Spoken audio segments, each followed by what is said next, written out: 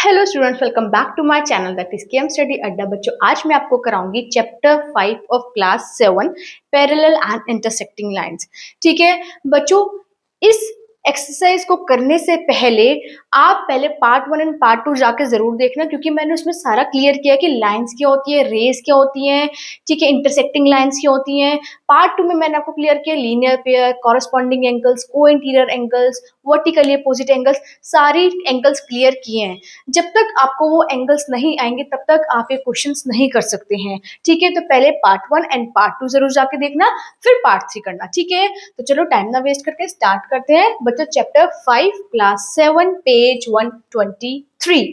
ठीक है बच्चों, पेज 123 में फर्स्ट क्वेश्चन है, ये फिगर बनी हुई है, आपको निकालना find angle A. You have to find angle A. आप एंगल ए को कैसे निकाल सकते हैं बच्चों? पार्ट 2 में मैंने आपको ऑल्टरनेटिव एंगल सिखाया था। ऑल्टरनेटिव एंगल में मैंने आपको बताया था कि the angles between two parallel lines but in the opposite directions. The angles between two parallel lines but in the opposite direction, वो ही है हमारा ऑल्टरनेटिव एंगल। ठीक है, जहां पर मैंने आपको एक ऑप्शन भी बताया था कि क्या बनता है, z बनता है। z में ये क्या है, पैरेलल लाइंस है बच्चों। ठीक है, ये z बन रहा है, तो पैरेलल लाइंस के बीच में अपोजिट डायरेक्शन में जो एंगल्स होते हैं वो ऑल्टरनेटिव एंगल होते हैं। ठीक है, तो हम शॉर्ट फॉर्म में लिख सकते हैं angle A is equal to 48 degree, bracket में लिख देना ऑल्टरनेटिव एंगल। ठीक है, ऑल्टरनेटिव एंगल, इसमें यहीं पर ही मार्क्स मिल जाएंगे क्योंकि इसमें ज्यादा कुछ करने की नीड नहीं है। ठीक है, नेक्स्ट पार्ट बच्चों, नेक्स्ट पार्ट कहता है, इसमें भी आपको क्या बताना है, फाइंड एंगल बी। बी निकालना है। अब इसमें भी बच्चों देखो, टू पैरेलल लाइंस हैं, टू एंगल्स भी हैं, अपोजिट डायरेक्शन में भी है, जेड बन रहा है ना, सी जेड बन रहा है, तो क्या हो जाएगा, B is equal to 52 degree, bracket में लिख देना ऑल्टरनेटिव एंगल्स। ठीक है, बात समझ में आई? प्रीवियस वीडियो में पार्ट में जाके जरूर देखना, क्योंकि उसमें मैंने आपको हर एक चीज क्लियर की है। ठीक है, ऑल्टरनेटिव एंगल कौन सा होते हैं, कॉरेस्पॉन्डिंग एंगल्स कौन से होते हैं, क्योंकि सारी एक्सरसाइज ही उस पे बेस्ड है। ठीक है, समझ में आ गई एंगल ए और एंगल बी कैसे निकालना था। ठीक है, नाउ बच्चों comes to the part C. Part C में क्या करना, फाइंड एंगल सी। ठीक है, इसमें भी बच्चों क्या है, टू पैरेलल लाइंस है। If two parallel lines are there, angles are in the opposite direction, that angles are considered to be as alternative angle। याद है? ठीक है, तो C is equals to 81। देखो Z बन रहा है ना बच्चों। ठीक है, तो Z बन रहा है तो क्या लिख देंगे, C is equals to 81 degree alternative angles. ठीक है, यहीं पर आपके यहाँ मार्क्स मिल जाएंगे। और बच्चों इसको आप इस तरीके से भी कर सकते हैं। कैसे? अच्छा बच्चों, आपको याद है मैंने आपको बोला था, अगर पैरेलल लाइंस में अपोजिट डायरेक्शन का तो पता चल गया, अगर पैरेलल लाइंस में सेम डायरेक्शन में एंगल्स होते हैं उनको बोलते हैं को इंटीरियर एंगल्स। क्या बोलते हैं, को इंटीरियर एंगल्स, और उनका सम क्या होता है, 180 डिग्री। ठीक है, तो इन्होंने कंफ्यूज करने के लिए आपको 99 भी दे दिया। आप सोचोगे मैम 99 की क्या वैल्यू थी, क्या यूज था, आपका तो आंसर यहाँ पर भी आ गया है। ठीक है, तो 99 का क्या यूज है बच्चों, C plus 99 degree equal to 180 degree करेंगे, क्योंकि पैरेलल लाइंस के बीच में दो एंगल्स हैं और सेम डायरेक्शन में हैं, तो क्या बन जाएगा, को इंटीरियर एंगल्स। ठीक है, सी वही का वही रहेगा, 180 डिग्री माइनस 99 डिग्री, तो सी कितना आ जाएगा बच्चों, 81 degree. This is your answer. तब भी 81 आ रहा था, तब भी 81 आ रहा था, मतलब कान इधर से पकड़ लो, इधर से पकड़ लो, पकड़ दो, कान ही रहे हो ना। सो कहने का मतलब ये है, आप सी को किसी भी तरीके से निकाल सकते हैं, आपका 81 ही आएगा। ठीक है, अगर आप ये करके हैं तब भी पूरे मार्क्स मिलेंगे, ये करके हैं तब भी पूरे मार्क्स मिलेंगे। ठीक है, now comes to the D part. D part में भी बच्चों सेम वही कंडीशन है, वही फॉर्मेट है। आपने ये करना, नॉर्मली आप लिख दो, जी बन रहा है।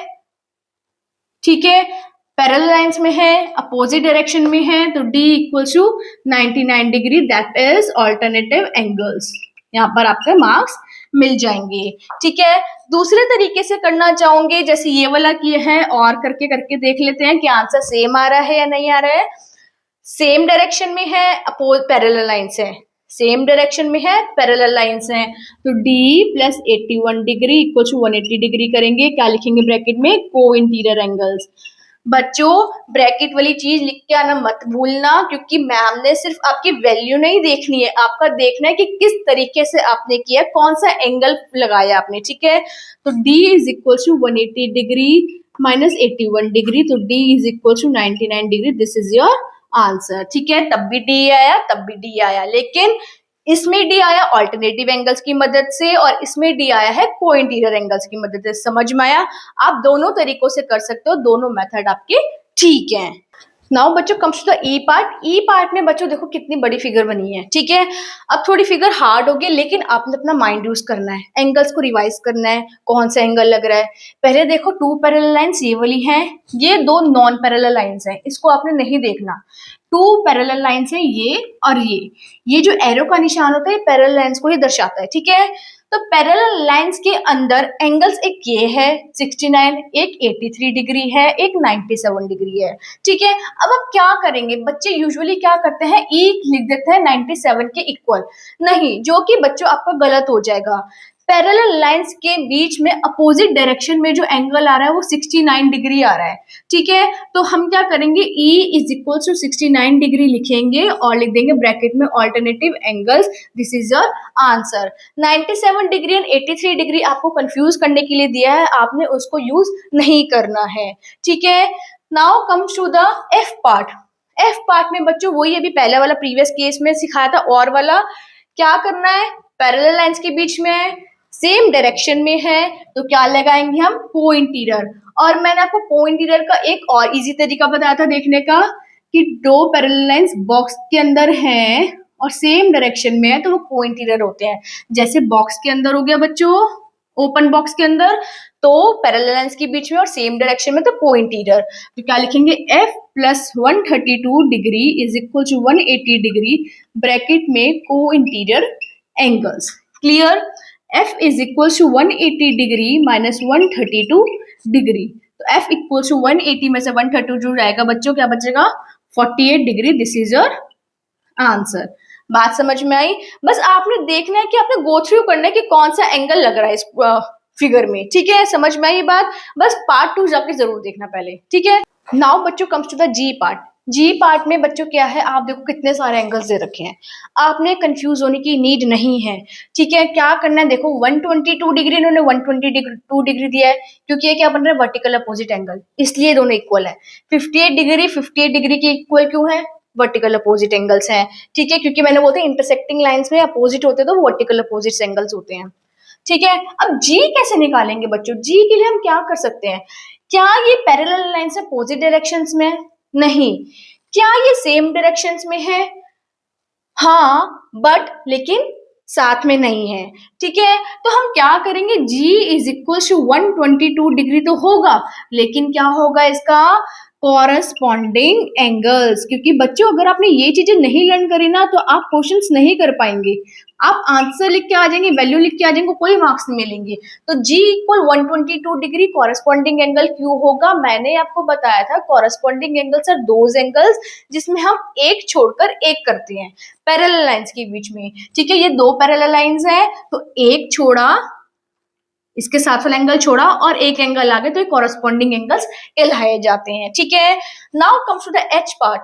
एच पार्ट में बच्चों क्या है, टू पैरेलल लाइंस है, ठीक है, टू पैरेलल लाइंस है, अपोजिट डायरेक्शन में है एंगल्स, तो क्या हो जाएगा, H equal to 75 degree which is equal to alternative angles. Mostly इस पेज में बच्चों सारे ऑल्टरनेटिव एंगल्स से, बस आपको थोड़ा सा दिमाग लगाने की नीड है कि इसका आंसर किस तरीके से आ सकता है। अच्छा बच्चों, आप बच्चे क्या करते हैं, इसको भी Z बना लेते हैं, बन तो ये भी Z रहा है, लेकिन बच्चों ये क्या नॉन पैरेलल लाइंस है, ये देख रहे हो, ये क्या नॉन पैरेलल लाइन है, ठीक है। तो नॉन पैरेलल लाइन को आपने नहीं देखना, आपने पैरेलल लाइन का Z बनाना है, ठीक है। क्या बनाना है, पैरेलल लाइन का Z बनाना है, ठीक है। नॉन पैरेलल लाइन देख के बच्चे H इक्वल 120 डिग्री लिख लेते हैं, वो गलत जाता है, क्योंकि आपका जो अपोजिट डायरेक्शंस में एंगल्स होने चाहिए वो पैरेलल लाइंस के बीच में होने चाहिए, नॉन पैरेलल लाइंस के बीच में नहीं होने चाहिए, ठीक है। क्योंकि H इक्वल टू 120 डिग्री बच्चों आपका किस में आ रहा है, नॉन पैरेलल लाइंस के बीच में आ रहा है। सी, ये नॉन पैरेलल लाइन आ रही है ना, दिख रहा है, ऐसे आ रहा है ना बच्चों, ये नॉन पैरेलल लाइन वाली लाइन जा रही है, ठीक है। समझ में आया एच? नाउ बच्चों comes to the next figure, that is I part. I part में क्या निकालना है आपको? आई निकालना है, ठीक है। सो हम क्या करेंगे, फिगर में आई देखेंगे हम कैसे निकलेगा। 3 एंगल्स दिए हुए हैं, कंफ्यूजन के लिए दिए हुए हैं, ठीक है। आपने क्या करना है, 2 पैरेलल लाइंस देखने, एक केरी पैरेलल लाइन और एक केरी पैरेलल लाइन। क्या इनके बीच में अल्टरनेटिव एंगल बन रहा है? हाँ, जेड बन रहा है। ऐसे देखो, ये जेड बन रहा है बच्चों, और जेड के बीच में अपोजिट डायरेक्शन में कौन सा एंगल हुआ? I is equal to 54 degree, that is alternative angle. This is your answer.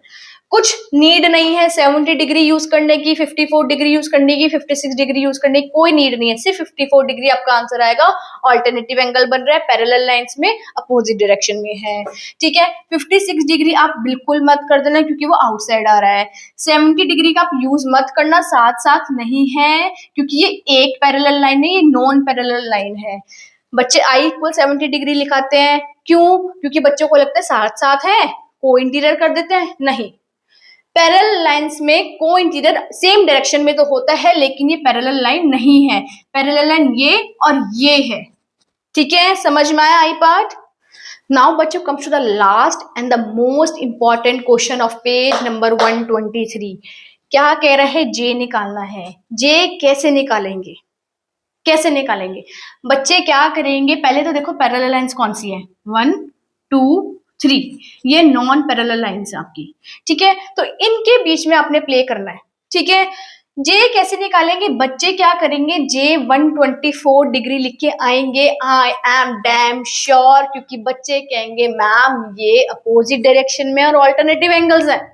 नहीं, ये ऑल्टरनेटिव एंगल्स नहीं है, ये क्रॉस तो बन रहा है, जेड तो बन रहा है, क्रॉस में आ रहे हैं, लेकिन ये नॉन पैरेलल लाइंस हैं, दिख रही है, ठीक है। ये नॉन पैरेलल लाइंस का जेड बन रहा है। हमें क्या करना है, ऑल्टरनेटिव एंगल्स होने चाहिए पैरेलल लाइंस में अपोजिट डायरेक्शन। तो पैरेलल लाइंस कौन सी हुई? एक के और एक के और एक के। क्या इसमें हम जेड बन रहा है हमारा? सी जेड बन रहा है ना, तो हमारा 97 डिग्री क्या हो जाएगा? जे के इक्वल, क्योंकि ये पैरेलल लाइंस के बीच में आ रहा है। तो आप लिख देना J is equal to 97 degree bracket में ऑल्टरनेटिव एंगल्स। बात समझ में आई? 27 डिग्री का कोई यूज नहीं था, तो आपने इसको नहीं देखना, ठीक है। ये नहीं तो बहुत हार्ड पड़ जाएगा, अदरवाइज कोई नीड नहीं है, आपका 97 ऑल्टरनेटिव से आपका आंसर आ जाएगा। क्लियर है? सो आई होप बच्चों आपको बहुत अच्छे से क्लियर होगा पेज 123। मैंने बहुत अच्छे और बारीकी से समझाया है आपको, तो जाके पहले पार्ट 1 एंड पार्ट 2 जाके जरूर देखना, क्योंकि पार्ट 1 एंड पार्ट 2 बच्चों आप देखोगे तभी आप पार्ट 3 कर पाएंगे, क्योंकि पार्ट 1 एंड पार्ट 2 में मैंने आपको सारे एंगल्स, लाइंस, रेज सब कुछ क्लियर किया है, क्योंकि उसी पे बेस पार्ट 3 है, ठीक है। अगर आपने पार्ट 1 एंड पार्ट 2 नहीं देखा तो आप पार्ट 3 बिल्कुल नहीं कर पाएंगे। पेज 123 आपके लिए सिर्फ यूजलेस है, ठीक है। तो firstly watch those parts, then only you will be able to do page 123, ठीक है। सो अगर आप इस चैनल पर नए हैं तो लाइक, शेयर एंड सब्सक्राइब जरूर करना, एंड ज्यादा से ज्यादा बच्चों को शेयर करना कि बच्चे सीख सके chapter 5 of class 7। Thank you so much for watching this video.